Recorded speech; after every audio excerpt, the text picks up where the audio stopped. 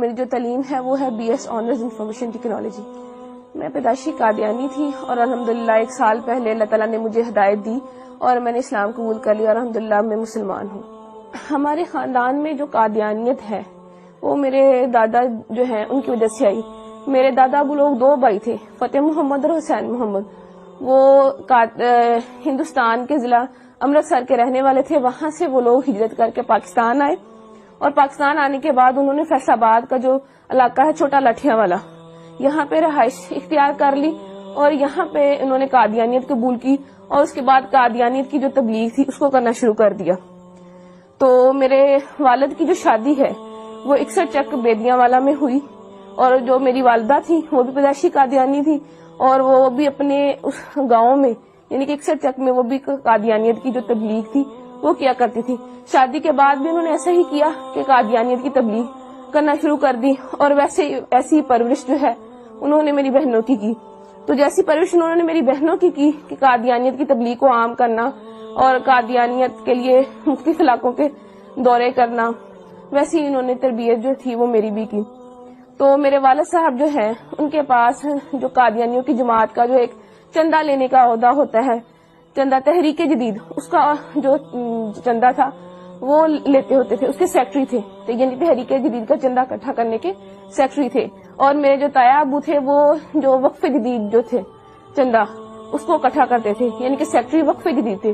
اور میرے تایا ابو کا بیٹا جو وہ ہے سیکٹری ضیافت, یعنی کہ اس کا کام یہ ہے کہ مختلف علاقہ جات سے جتنے بھی مربیان آتے, مہمان آتے, ان کی رہائش کا بندوبست کرنا, ان کے کھانے کا بندوبست کرنا, یہ سارا کام جو تھا یہ ہمارے گھرانے میں ہوا کرتا تھا. اور اس کے علاوہ جو میری بہن تھی وہ بھی سیکٹری مال تھی. ایک میری بہن سیکٹری ناصرات بھی رہی, ایک میری بہن سیکٹری تعلیم بھی رہی اور ایک وقت میں میرے پاس بھی سیکٹری تعلیم تربیت کا عہدہ تھا. اس کے بعد پڑھائی کی وجہ سے وہ میں نے عہدہ چھوڑ دیا اور میں نے ان کے اسکول میں پڑھانا شروع کر دیا. اور میں نے ان کے اسکول میں تقریباً 2 سال جو ہے ملازمت کی. فیصل آباد میں ان کی بہترین ڈبیٹر تھی. فیصل آباد کی طرف سے سلیکٹیولی یعنی کہ پورے فیصل آباد کو ریپرزینٹ کرنے کے لیے میں ایک دفعہ چناب نگر گئی تقریری مقابلے میں. وہاں وہ جو مقابلہ تھا اس میں میری دوسری پوزیشن آئی. اور اس مقابلے کے بعد ان کے یہاں ایسا ہوتا ہے کہ مقابلے کے بعد جو ہے سوال و جواب کا پروگرام رکھا جاتا ہے.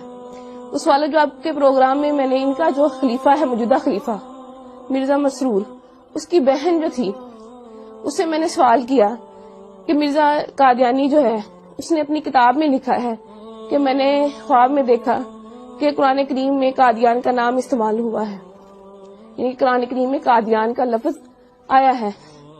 تو میرا آپ سے یہ سوال ہے کہ مجھے دکھایا جائے کہ قرآن کریم میں کہاں قادیان کا لفظ استعمال ہوا ہے. تو یہ میرا جو سوال تھا وہ پرچی پہ لکھ کے میں نے اس کو بھیجا.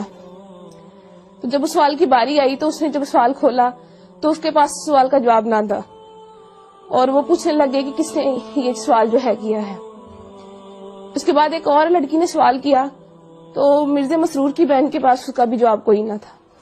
تو ان کی ہٹ درمی دیکھ لیں کہ بجائے یہ ماننے کے کہ اس لڑکی کو یا مجھے یہ کہہ دیتی کہ میرے پاس اس سوال کا جواب نہیں ہے, میں بعد میں آپ کو کنسلٹ کر کے پڑھ کے ریڈ کر کے میں آپ کو اس کا جواب دے دوں گی, کہنے لگی, آگے سے لڑنا شروع ہو گئی.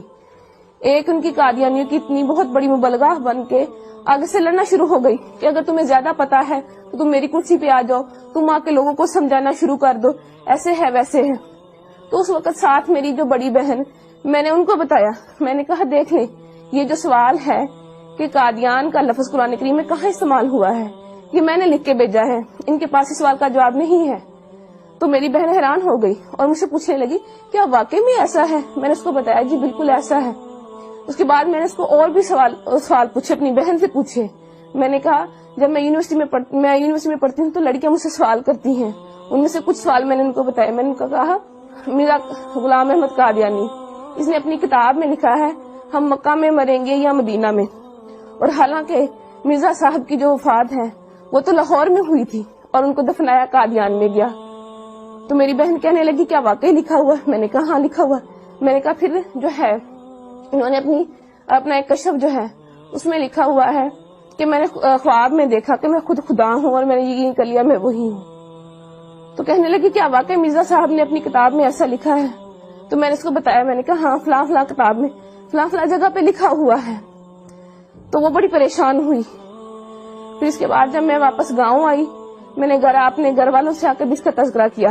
رات کو بیٹھے ہوئے تھے, میرے والد صاحب بھی بیٹھے تھے, میں نے اپنے والد صاحب سے بھی تذکرہ کیا. میں نے کہا ابو ایسے ایسے وہاں پہ جو بھی ہوا میں نے ان کو بتایا. تو میرے ابو پوچھنے لگے کیا واقعی لکھا ہوا ہے.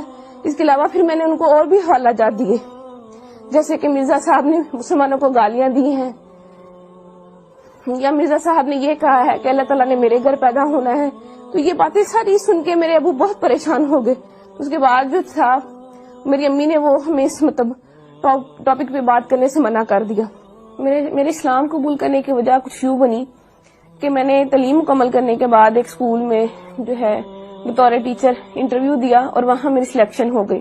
ایک دن ہم بریک کے وقت بیٹھے ہوئے تھے تو اچانک مذہبی گفتگو جو تھی وہ شروع ہو گئی. تو ہمارے اسکول کے جو پرنسپل صاحب تھے انہوں نے قادیانیت کے موضوع پہ بات کرنا شروع کر دی. تو چونکہ میں قادیانی تھی تو میں نے بھی اس میں حصہ لینا شروع کر دیا. میں نے بھی ان کو بتایا کہ قادیانیت کے میں فضائل و مراقب جو تھے وہ انہیں بتانا شروع کر دیے, کیا قادیانیت ایسے ہے ویسے ہے, یعنی کہ قادیانیت کی ایک بڑی اچھی تصویر میں نے ان کو بتانا شروع کر دی. لیکن وہ جو تھے پرنسپل صاحب ان کو پتا تھا کہ قادیانیت کیسا کفر ہے, کیسی غلاظت ہے, کیسی گندگی ہے. تو انہوں نے قادیانیت کی جو عقائد تھے وہ بتانے شروع کر دیے کہ قادیانی جو ہے تو نعوذ باللہ مرزا قادیانی خود کو خدا کہتا ہے, خود کو محمد رسول اللہ صلی اللہ علیہ وسلم کہتا ہے, توبہ نعوذ باللہ کلمہ کی توہین کرتا ہے اور مسلمانوں کو گالیاں دیتا ہے, اہل بیت اطہار کی شان میں گستاخی کرتا ہے, صحابہ کی شان میں گستاخی کرتا ہے. جب یہ تمام باتیں میں نے سنی تو میں اتنا ڈر گئی کہ میں بہت زیادہ خوفزدہ ہو گئی, اور مجھے بالکل جو تھا وہ چین نہیں مل رہا تھا کہ کیسے ایک شخص جس کو ہم نبی مانتے ہیں وہ کیسے اتنی گستاخیاں کر سکتا ہے, کیسے اللہ پاک کی شان میں گستاخی کر سکتا ہے, یا آپ صلی اللہ علیہ وسلم کی شان میں گستاخی کر سکتا ہے.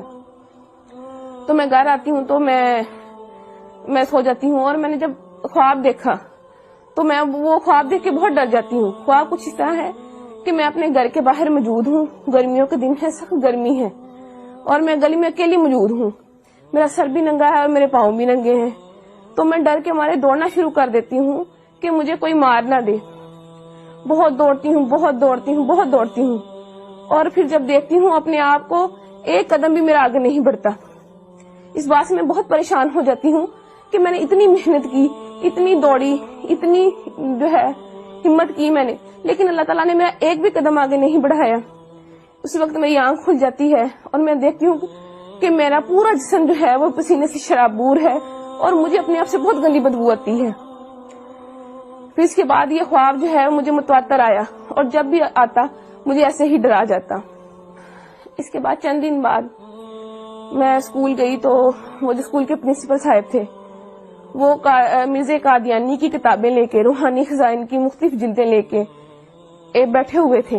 انہوں نے مجھے بلایا اور مجھے کہنے لگے کہ جو جتنی باتیں میں نے تمہیں, یعنی کہ جتنے قادیانیوں کے عقائد میں نے تمہیں بتائے ہیں, اگر میں تمہیں ان کتابوں سے دکھا دوں تو کیا تم یقین کر لو گی؟ میں نے انہیں کہا جی میں ضرور یقین کروں گی. تو انہوں نے جو ہے کتابیں کھولی اور جتنی باتیں وہ مجھے جو میں نے آپ سے پہلے بیان کی انہوں نے مجھے مرزا قادیانی کی کتابوں میں سے دکھائیں, اور وہ کتابیں مرزا قادیانی کی لکھی ہوئی تھی. روا کی جو ہے ضیاء الاسلام پریس وہاں سے شائع ہوئی تھی. اس کے بعد جو ہے میری ملاقات, جو میرے دماغ میں شکوک و شبہات تھے یا سوالات تھے تو ان کو دور کرنے کے لیے میری جو ملاقات تھی وہ ایک سابق قادیانی جو کہ اب مسلمان ہو چکے ہیں اور ختم نبوت کے بہت بڑے مبلغ ہیں, عرفان محمود برق صاحب, ان سے میری ملاقات ہوئی. تو انہوں نے جتنے بھی میرے شکوک و شبہات تھے وہ سارے دور کیے, اور قادیانیت کی جو غلاظتیں تھی جو مجھ پہ نہیں کھلی تھی وہ کھول کر مجھے بیان کی. اور ان کی جو کتاب تھی قادیانیت سائنس اسلام کے کٹہرے میں انہوں نے مجھے وہ پڑھنے کے لیے دی. تو اس کو پڑھ کے جتنے بھی میرے دماغ میں سوالات تھے وہ سارے کے سارے وہ ختم ہو گئے. تو اس کے بعد پھر میں نے مرزا قادیانی پہ اور قادیانیت پہ کروڑوں لانتے بھیجنے کے بعد آپ صلی اللہ علیہ وسلم کی غلامی میں آ گئی اور کلمہ طیبہ پڑھ کے اسلام قبول کر لیا. اس کے بعد جب میں گھر گئی میں نے اللہ تعالیٰ سے جا کے دعا کی کہ اللہ تعالیٰ مجھے کوئی رستہ بتا, کہ مجھے کوئی ایسا نشان دکھا کہ مجھے پتہ چل سکے کہ میں نے آج جو کیا میں سچ پہ ہوں, میں حق پہ ہوں. تو میں جو ہے میں سو گئی. تو میں نے وہی خواب جو میں پہلے دیکھتی تھی اور میں ڈر جاتی تھی، وہی خواب مجھے دوبارہ آیا کہ میں اپنے گھر کے باہر موجود ہوں، گرمیوں کے دن ہے، سخت گرمی ہے، اور میں ڈر کے مارے بھاگنا شروع کر دیتی ہوں۔ لیکن اس دفعہ معاملہ جو تھا وہ الٹ ہو گیا کہ جب میں ڈر کے مارے میں بھاگنا شروع ہوئی تو بھاگتے بھاگتے ایک میں پکی سڑک پہ پہنچ گئی، تو میرا سر جو پہلے ننگا ہوتا تھا اس پہ ایک سفید چادر آ گئی خود بخود، اور میں نے دیکھا کہ میرے سامنے ایک شخص احرام باندھے کھڑا ہے۔ جب میں نے اپنی نظریں اوپر اٹھائیں تو میں نے سبز گنبد اور مینار کو پایا، تو اس کے بعد میری آنکھ کھل جاتی ہے اور مجھے اپنے آپ سے جو جہاں پہلے پسینے کی بدبو آتی تھی، اب مجھے اپنے آپ سے اتنی اچھی خوشبو آنے لگی۔